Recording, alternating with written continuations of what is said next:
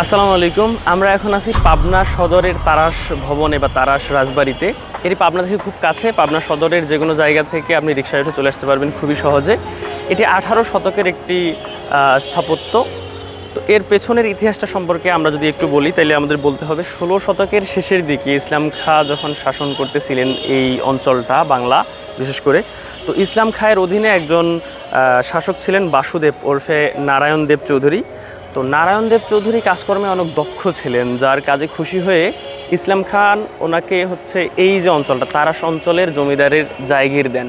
তো ওনারই পরবর্তী প্রজন্ম বনমালী রায়। এই ভবনটা মূলত নির্মাণ করেন বনমালী রায়।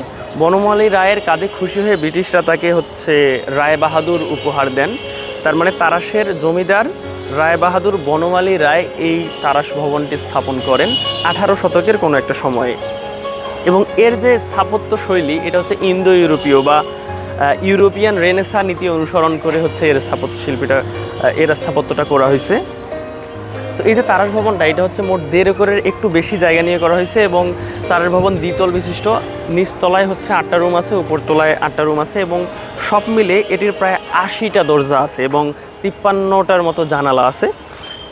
এবং এটার সামনের যে অংশটা ঢুকতেই আমরা হাতের বামে দেখতে পাবো একটা ছোট্ট ঘর। এইখানে এই তারাস ভবনের এই তারাস ভবনে কাজ করেন 2 জন এবং এইখানে 8 জন আনসার সদস্য সহ মোট 10 জন এখানে কর্মরত আছেন।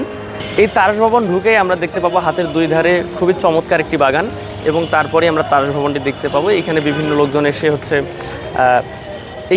লোকজন এসে আরাম করে বসে।